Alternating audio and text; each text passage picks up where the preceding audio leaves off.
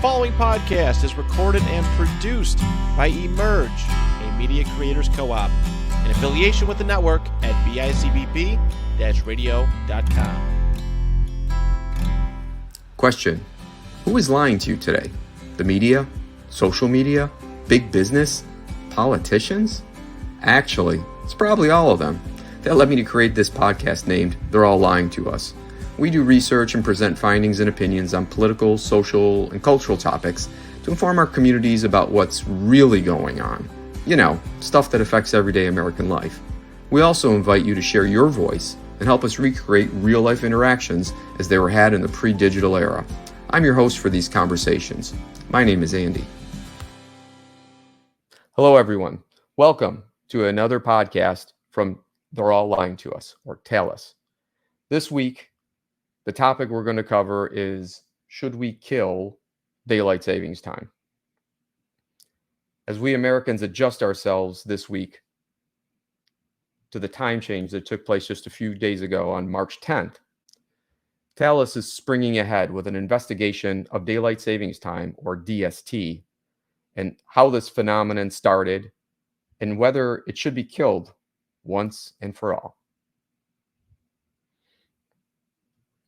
Twice a year, almost everyone in North America changes their clock, springing ahead in March to give us more daylight later in the day and falling back in October to standard time, giving us earlier sunrises on those short winter days.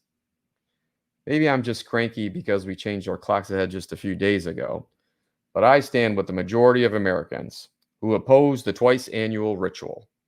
It is time, once and for all, to put DST on trial, and I, for one, favor the death penalty as its sentence. But before we do, I think it's only fair in our judgment of daylight savings time to take a look at its life.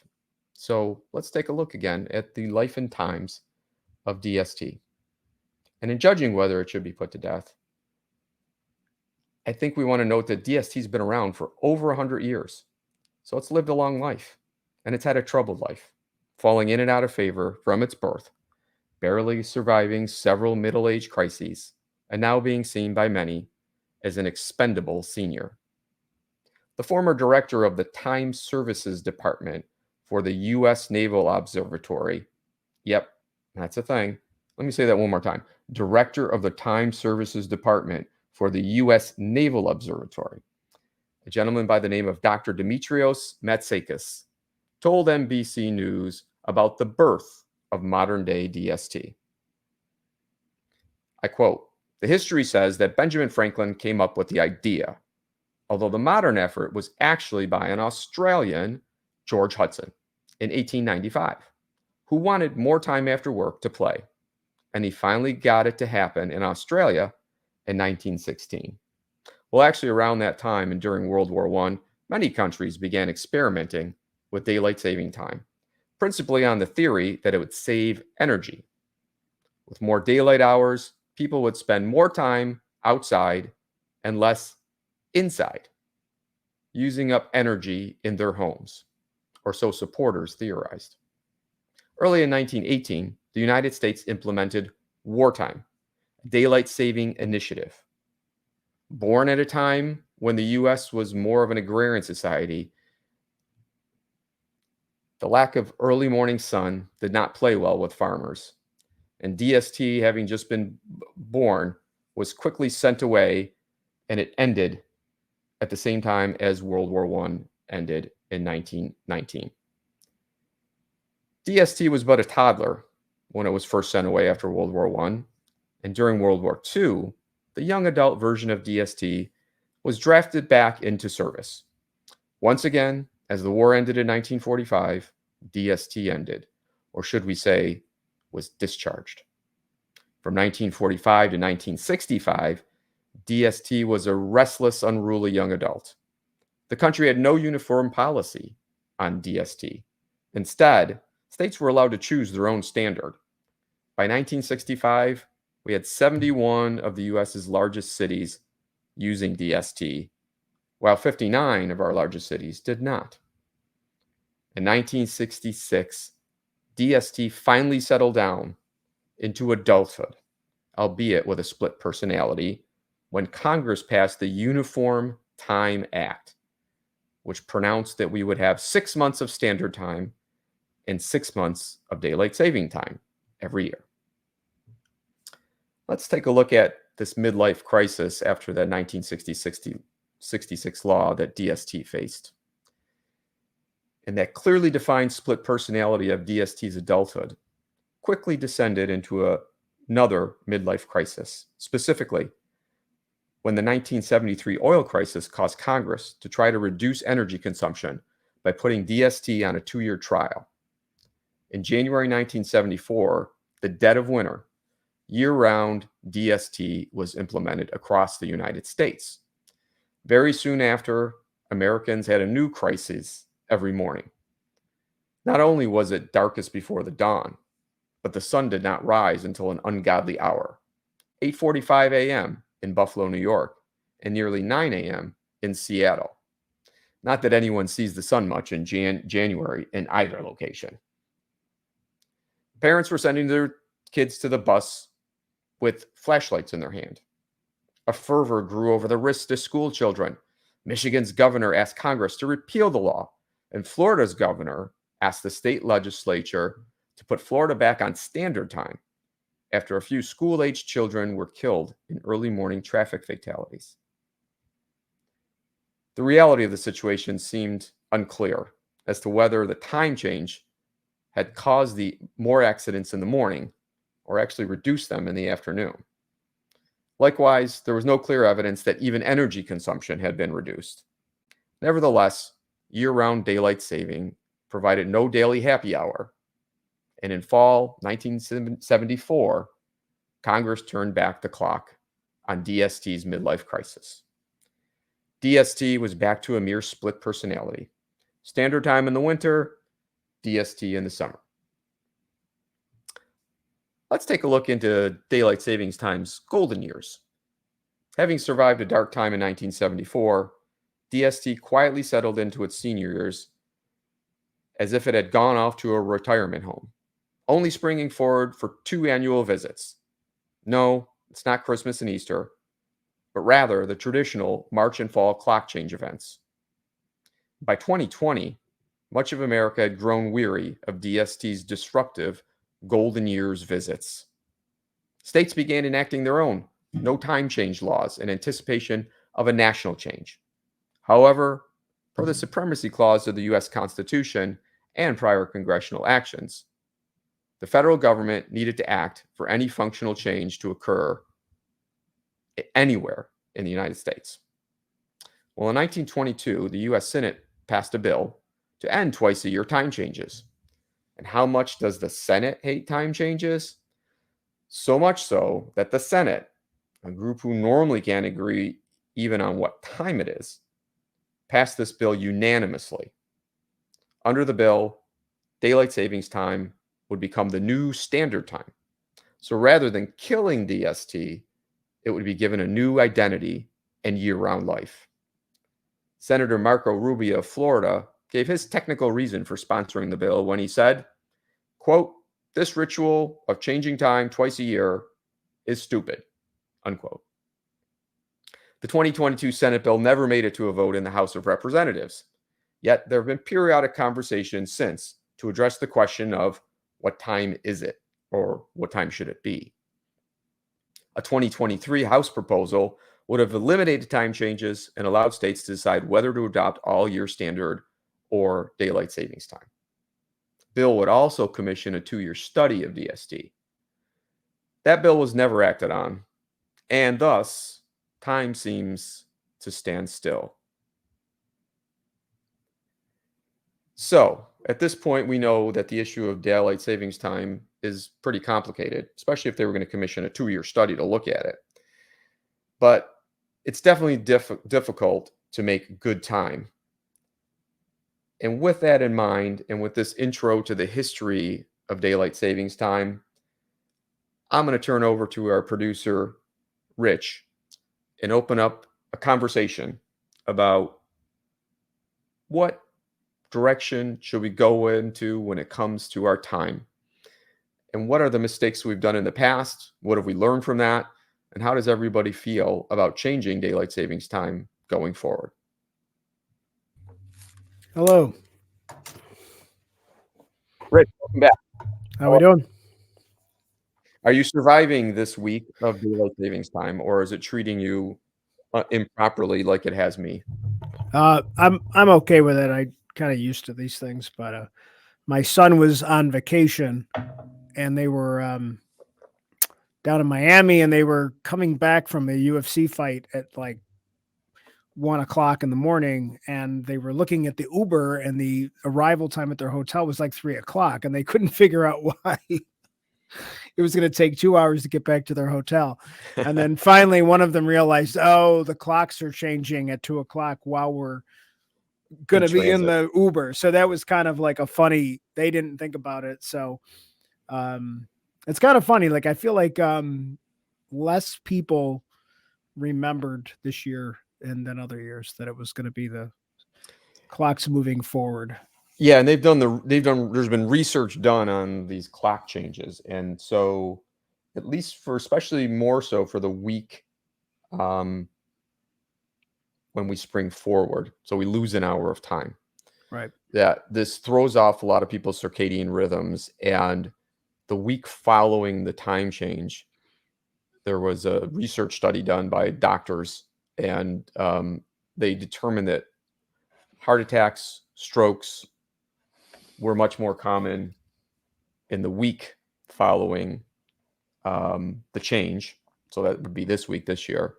And also that there was an increase in car accidents and things of that nature. So some of the pro issues around why should we not do time changes, those are kind of things that people point to, and there's certain data points that suggest that the time is bad for us. So the doctors were like the sleep group. So I remember it would take my kids a week when they were little to adjust to the time change. They'd be like goofy that week, both ends, both switches. And then even like pets, like I think our dog, like it's still trying to eat at the previous time. Right. I do that. It's coming up, and it's like, something in common. Well, why do we want to? Well, I'm eating now, and I'm like, well, no. Then I had a conversation, sat the dog down, and explained to him, I used your blog. I read the blog to the dog, and the dog was like, oh, okay. Well, there you go. It was Sit great. me down, and I promise to listen if there's a treat you give me afterwards. Yeah, like, so just give me my food. It's funny because the funny thing about all of this is it's so inconsistent now because everybody does it differently. Most of your northern hemisphere countries, are following it sort of, but like only about 40. I Googled it this morning. Only 40% of countries are actually still doing daylight savings time. And most of them are in the northern hemisphere. So like most of the European Union is doing it. Russia's doing it. Some of them don't switch back. I think a lot of countries are just they made the switch and that's it. They're not switching. They left it. They just left it where it was.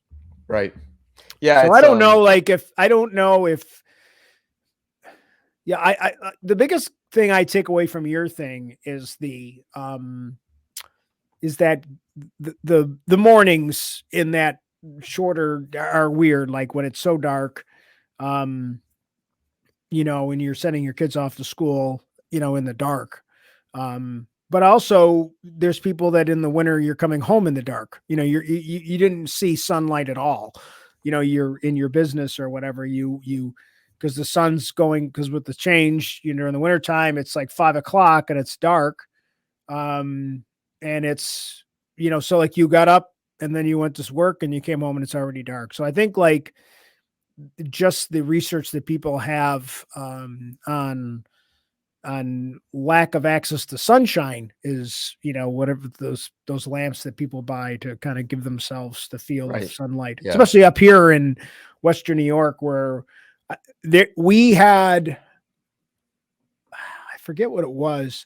We had only 2 days of sun between, I want to say like January 1st and like February 30th, the 29th or something like that. It was like whatever it was only 2 days of sun over an extended period of time. It wasn't like dark, but it was cloudy. And so, people up Rich, here in the north. I grew up there. That's Yeah. normal that's normal.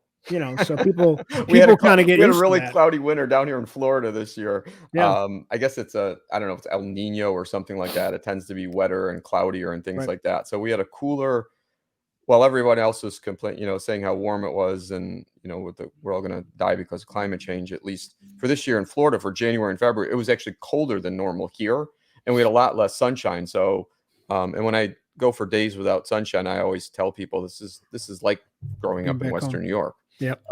It's just you just don't get a lot of sunshine. But when it comes to the time change thing, so if you kind of rip it apart and you look at it that way, I think that at the end of this, if and there's a debate because 70%, there's some polling out there, and who I'm not sure the validity of any of it, but 70% of Americans say that I think if it's probably higher if they ask them during the week right after it changed, but 70% of Americans want to end the fact that the time changes. And of that 70%, 40% want to have daylight savings time be permanent. And 30% want standard time to be permanent. So they don't want to add that extra hour of daylight late in the day. And I don't know, in terms of what's best, I think that there's something in the end of this that uniformity means something. And I think it helps. I mean, we already have, east to west time zones. And I think there's some uniformity really helps with that. If everybody's on the same page, I don't think we should go down to a situation where the states get to keep calling their own shots on things, because this issue spans nationally and internationally. Right. I think pretty much Canada follows us and all along with these moves across their the time zones that match ours. And I just don't know that we can go and have different states doing different things. So that if you drove, from your case, if you drove south into Pennsylvania, right across the border, it's a different time.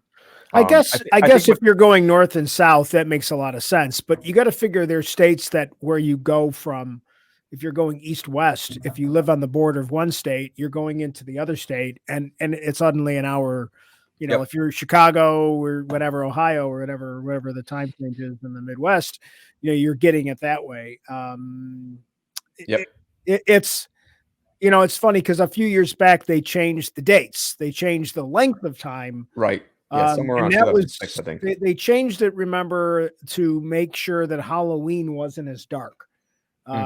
Which, that's a whole nother topic about how they've kind of ruined Halloween. But because they didn't want all the kids walking around in the dark. And I understand the concern for accidents and all that stuff. I get it, but I feel like a lot of the way we get kids to school has changed significantly in the 20 years. The number of kids that are receiving transportation. Less kids walk to school now. Probably 10% of kids got a bus 20 years ago. Now it's, like I said, 45% of kids get a bus. So more and more kids are getting transportation to school, which is obviously a big thing. Everything runs around the way we do school, if you think about it. Right. Like school's really, and it's always about the busing. I don't care where you live, but it's always about how the buses work. And that's why schools are run goofy anyway, where the youngest kids who can get up earlier, medical or research wise, are the ones that go in last. And the kids that are supposed to be more sleep, which is the teenagers, they start earlier. And I understand the reasons why, because there's a longer school day in sports and all that crap. But it's like, we don't follow any of the medical research anyway. We only follow medical research when it fits the narrative that we want to sell. So here's my stupid idea. Why don't we just switch a half an hour?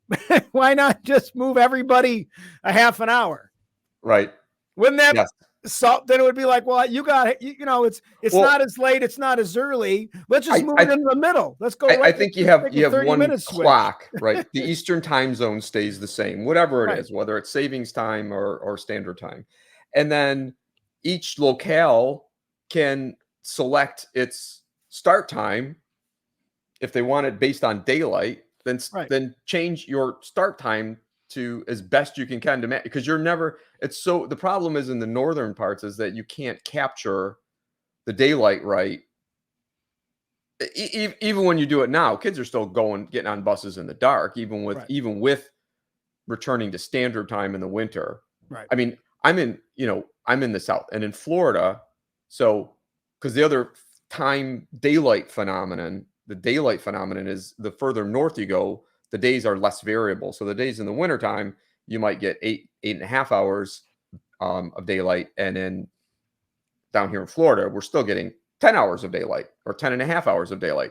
And during the summer, you guys get much longer days, and we only, you might get 15 hours of sunlight, and we get 13 hours of sunlight. Well, so the variance is less. But in the even if you South, think about it within each time zone, think about how wide a time zone is. yes, Like if you're in the western part of a time zone versus the eastern part of a time zone, your opinions on this are going to be completely different. yes, Because your perspective is going to be different from the guy that's all the way to the other side of the time zone.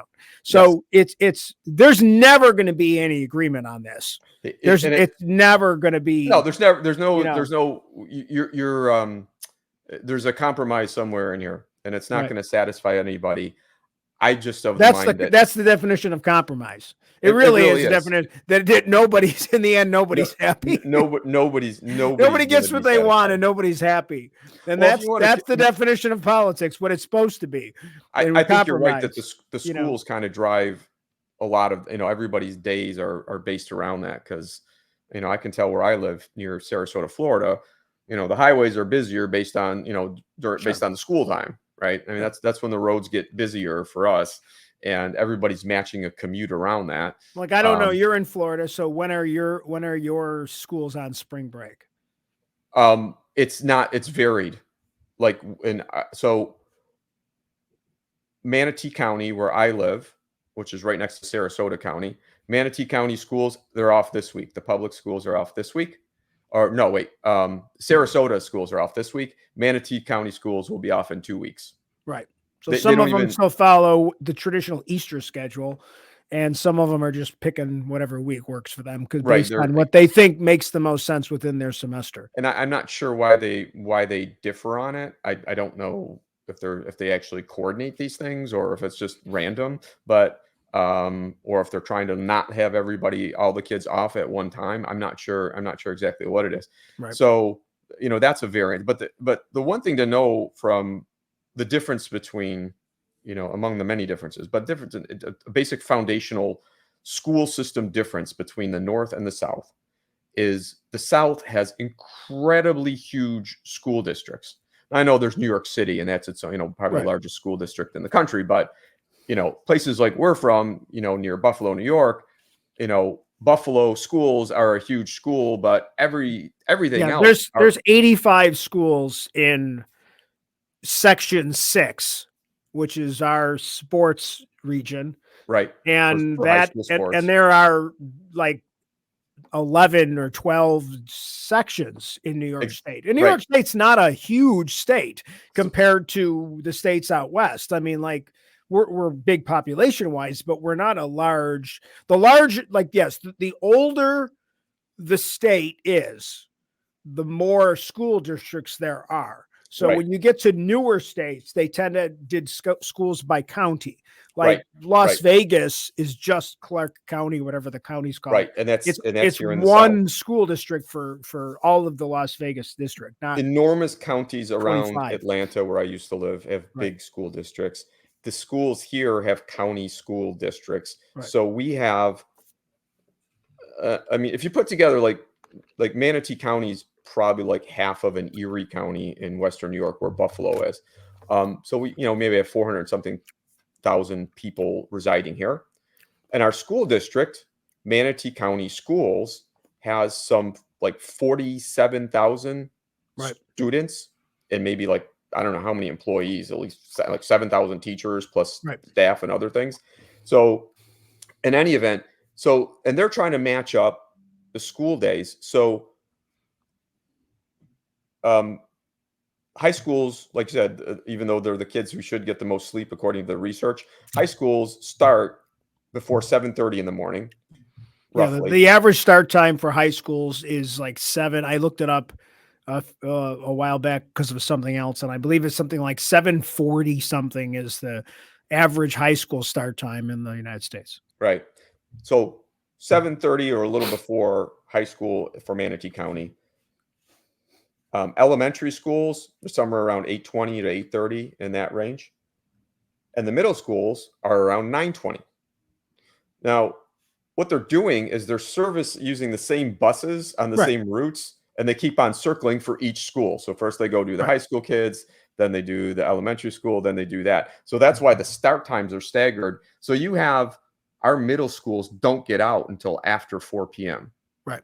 And our high schools get out, about an hour and a half before that. So the school day And is they still have to get incredibly off long. because they have to go to sports. And so sports and buses really run 90% of why the country's school systems run the way they run. It really comes down, and I could, But I could show, and so these are arbitrary things that are similar to the problem that we have with, daylight savings time. These are arbitrary things that have been decided without best research in mind. Right. And we've always done it that way is the thing that is, problematic. But I think there was also some interest in having like high school students who might have jobs afterwards and things like that. Right. So the high schools would tend to have the possibility of, or even beyond earlier than that, going back to when more people lived on farms and stuff, it was so that they could do work at home or whatever after when they got done, when it was harvest season, which is probably the reason why schools run in the seasons that they do and when our summers. Yeah, that's always been a big conversation, that schools have always had the summers off because the kids all had to go back and work on their farms or whatever the heck it was. And which is just kind of funny because, we're not really that type of society anymore. It's funny in Western New York because whenever they talk about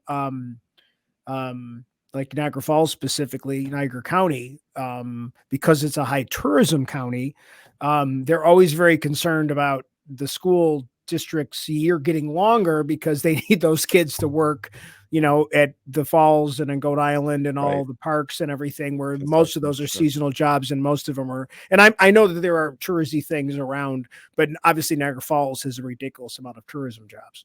Yeah. So anyways, the school, kind of that whole segue into the school thing is that the schools kind of, if I can use the phrase, drive the bus on kind of the clock thing altogether and what time it should be. And I think at the end of the day, though, it's hard to manipulate the system so that you don't have some kids going home late in the day or going to school when it's still dark out. I mean, it's a virtual impossible. They had a problem with high schoolers a year or two ago. Somebody in our school district got hit by a bus at 6:20 a.m. And they live out in actually what is still farm country, and they're waiting for their high schoolers waiting for a bus, and they're out there at 6:20 in the morning. Well, pretty much all year round, whether you have standard time or daylight savings time, for most of the year, it's not light at 6:20 in the morning. So I guess at the end of the day, my kind of best guess on it is it's you're never going to get to that point. You can't make a change that's going to, of course, we started with this, that you can't satisfy everybody. When it comes to the schools, you're not going to satisfy everybody, and everybody's just going to have to pick and choose. I think it's let the school districts choose their start and end times based on a clock that's standard, and they do the best that they can to manage that clock around those sorts of activities. And if it's after school activities that predominate and that's their main concern, and kids getting to sports and extracurriculars, then they take that into consideration when they're developing the schedule. And then when it comes down to safety and kids going out in the morning, they use that as a consideration as well, because a lot of times there's parents who need to get to jobs. Well, if there's anything we know in and- this and country those kind of is things. that people are really concerned about the safety of schools. That's one thing we know for sure. Sorry. You I just- would think although the schools I are, just couldn't resist. I had to throw that in there. yeah, I don't know how the safety but- of the kids in in schools. Well, that's number one concern in our country.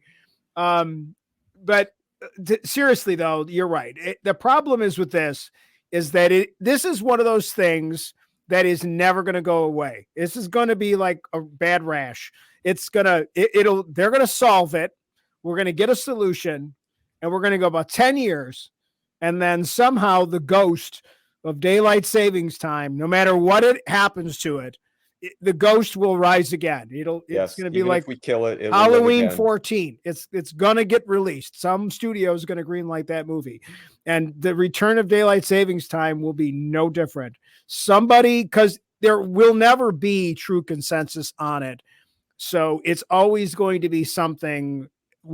Our children, if they take over this podcast, in 50 years, they'll be discussing daylight savings time and why we should bring it back. Why did our parents solve it? Yeah, but it's always like whatever it is, there will be people that are mad, and I think that because they're only concerned about how it affects their general sphere of influence. They're not thinking about that's why I joke about the half an hour change. I know that screws up the rest of the world, but That's screw them. well, the funny thing about it is that if I get up, because we're soccer fans, I get up on a Saturday in the fall to watch a soccer game in Premier League, which is England, which is 6 hours different from me. There's a couple weeks there though, where it's 7 weeks. So I have to adjust, like, oh wait, there won't be a 7:30 game. It's going to be an 8:30 game because of daylight savings time, and they haven't made the switch back or off or to or whatever. So there's going to be that time period where, so to be honest, we're always off with those other countries anyway. So, in a weird way, like that is simple. The simplest solution is the worst, is just switch a half an hour and then leave it, and just everybody loses. It's all arbitrary anyway. This is all made up stuff. There's not like the tides will still come in and out if we switch the clocks a half an hour. We do it every 4 years by adding a day. We just randomly added a day. Like, well, we needed a day. Okay, well, we got this thing called leap year. And I'm sure at some point they had to have a big debate about, leap year. So why can't we just make the same debate about switching everything a half an hour? The half hour solution. Yeah. Then it's in the middle. It's true compromise. It's a true compromise. It's always like, it would just shift everything. And you wouldn't be able to get. But but under my way of just saying, I think the time changes are disruptive. I agree with the time changes. The time change, the fact of time changes it. So the question becomes which time, and I don't care which one it is really. It doesn't matter. But I think whatever it is, everybody has to adjust to that time. And if the schools in your area, they can adjust it however they want.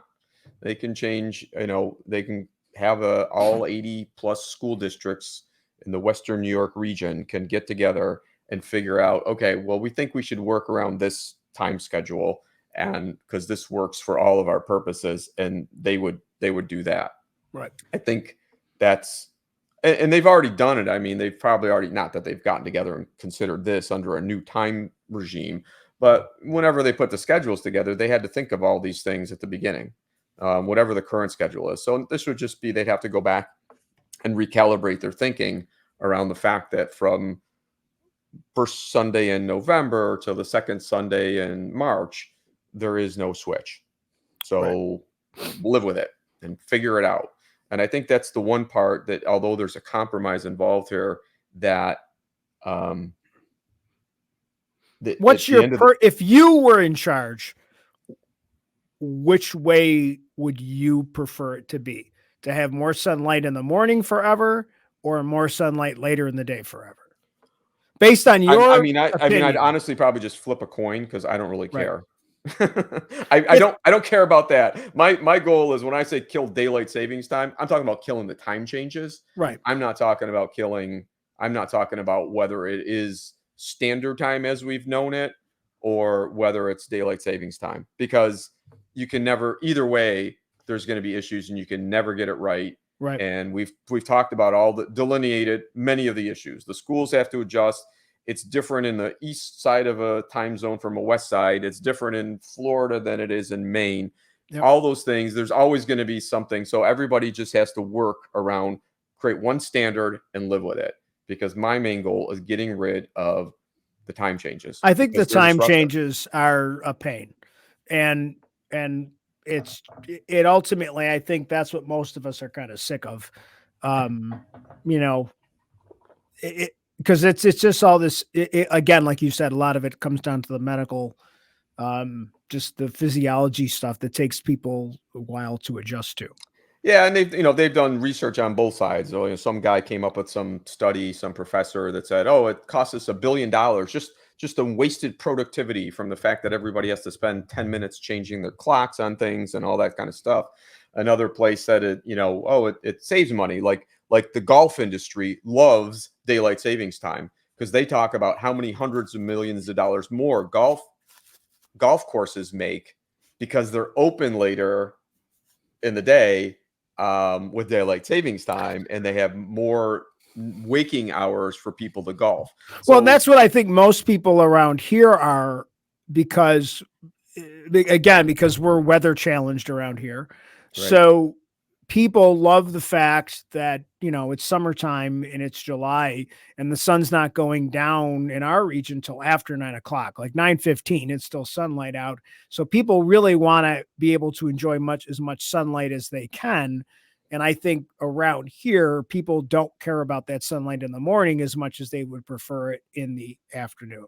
So I'll after work. You asked the question. My answer is get rid of the time changes. Now you've convinced me. Okay, we'll go with daylight savings time. Then I can. And it's funny, the golf thing, because my son worked at the local golf course for a while, and it's by the time if you're working till a traditional like 9 to 5 job, you get like they want to start bringing all the carts and everything back in because they don't want the carts out there when it gets too dark.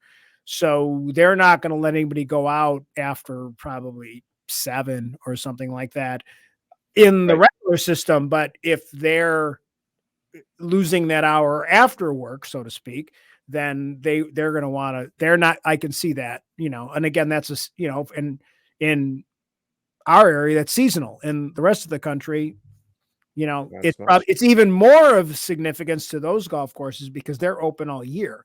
Yeah. So they're trying to get to squeeze in as many, foursomes or whatever in even in the winter months. Yep. Yeah, exactly. So yeah, that's kind of my final answer on it. And maybe as we close out this segment, I'll cut to my final reboot set. Like many topics, the issue of daylight savings time is complicated, or in other words, it is difficult to make good time.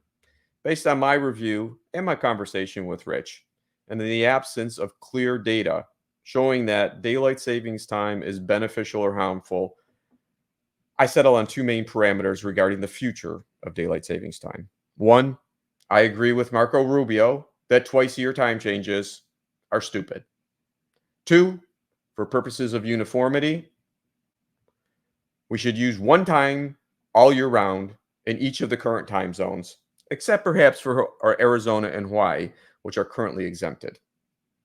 But then the question becomes, which time? Standard time or DST?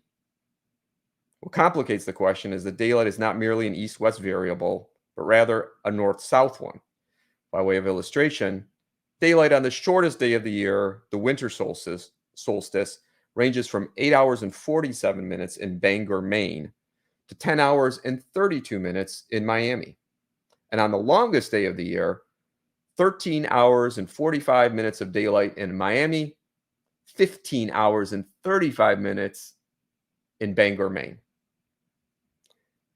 That can make standardization along the east to west time zones challenging, considering both Miami and Bangor lie in the eastern U.S. time zone.